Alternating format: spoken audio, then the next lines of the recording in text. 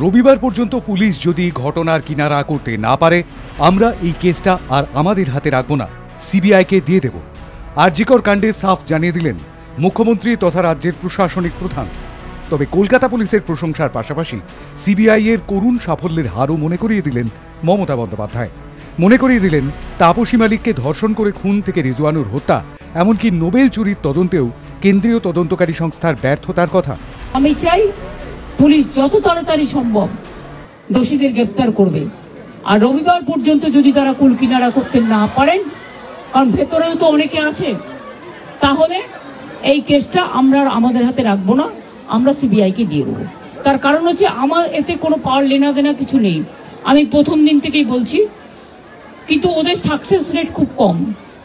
তাপসী মালিককে যখন খুন করে হত্যা করা হয় ধর্ষণ করে, আজ পর্যন্ত বিচার হয়নি। সিঙ্গুরে এটা হয়েছিল, নন্দীগ্রামে যখন 14 জন গুলিতে মারা যায় বা 10 জন হারিয়ে যায়, আজও তারা ফিরে আসেনি। এই কেসগুলো সব সিবিআইয়ের হাতে ছিল, রিজওয়ানের কেসও ছিল, একটা কেসেরও বিচার হয়নি। এমনকি রবীন্দ্রনাথ ঠাকুরের নোবেল প্রাইজ চুরি হয়েছিল, সেই কেসটাও ছিল, মানুষ কোনো বিচার পায়নি।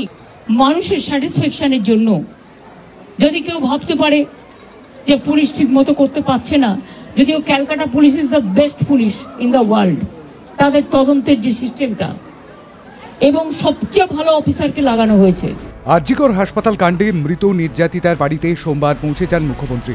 সঙ্গে ছিলেন কলকাতার নগরপাল বিনীত গোয়েল। মৃতার মা বাবার সঙ্গে কথাও বলেন তারা।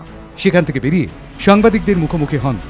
আরজিকর হাসপাতাল কাণ্ডের তদন্তে কলকাতা পুলিশকে মুখ্যমন্ত্রীর দেওয়ার সময়সীমা প্রসঙ্গে নগরপাল বিনীত গোয়েল বলেন, ঘটনায় আরও কেউ জড়িত থাকলে আগামী 4-5 দিনের মধ্যে তাদের গ্রেফতার করতে পারবে পুলিশ। যদি কারো না ডাকা হয়ে থাকে, এবং আমরা অলরেডি একটা হেল্পলাইন নাম্বার শুরু করেছি, ওর মধ্যে ডাক্তাররাও আমাদেরকে বলতে পারেন। আমরা নিশ্চিত কি আগামী 4-5 দিনের মধ্যে যদি আরো কেউ থাকে, আমরা নিশ্চয়ই ওদের সবাইকে আমরা নিশ্চয়ই অ্যারেস্ট করতে পারবো।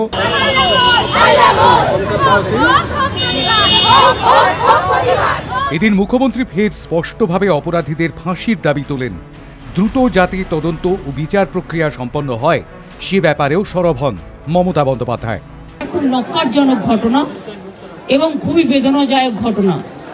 যেই জড়িত থাক তাকে ইমিডিয়েট শাস্তি দিতে হবে, এবং আমরা চাই এই কেসটা ফাস্ট ট্র্যাক কোর্টে হোক।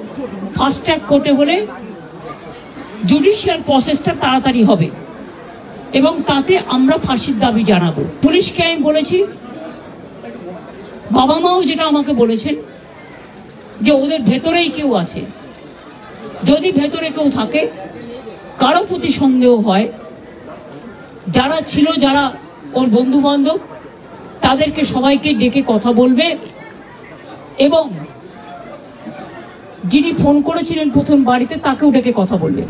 সোমবারই আরজিকর মেডিকেল কলেজ থেকে ইস্তফা দিয়েছেন অধ্যক্ষ সন্দীপ ঘোষ।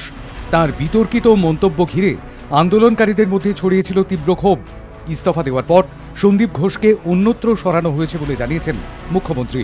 তিনি আরও জানিয়েছেন, আরজিকর কাণ্ডে কর্তব্যে গাফিলতির অভিযোগে ওই প্রতিষ্ঠানের ও সংশ্লিষ্ট পুলিশ বিভাগের আধিকারিকদের সরানো হয়েছে।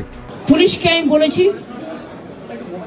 বাবা মাও যেটা আমাকে বলেছেন, যে ওদের ভেতরেই কেউ আছে, যদি ভেতরে কেউ থাকে, কারো প্রতি সন্দেহ হয়, যারা ছিল, যারা ওর বন্ধু বান্ধব, তাদেরকে সবাইকে ডেকে কথা বলবে, এবং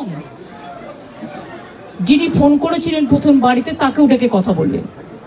আজকে প্রিন্সিপাল নিজে রেজিগনেশন করে দিয়েছিলেন, বলছিলেন যে আমার বাড়িতেও তো বাচ্চারা আছে, যেভাবে আমাকে গালিগালাজ করা হচ্ছে, তা আমরা তাকে বুঝিয়ে বলেছি, ঠিক আছে আপনাকে ওখানে কাজ করতে হবে না, আমরা ওনাকে সরিয়েছি অন্য জায়গায়। আমরা ওখানে এমএসভিপিকেও সরিয়ে দিয়েছি ডিউ টু নেগলিজেন্স। আমরা হাসপাতাল থেকে হেড অফ দ্য ডিপার্টমেন্ট, যে চেস্ট ডিপার্টমেন্ট, তাকেও সরিয়ে দিয়েছি, এবং পুলিশ পোস্টে যে এসিপি ছিলেন তাকেও সরিয়ে দিয়েছি। সবাইকেই সরানো হয়েছে, এবং ডগ স্কোয়াড থেকে শুরু করে।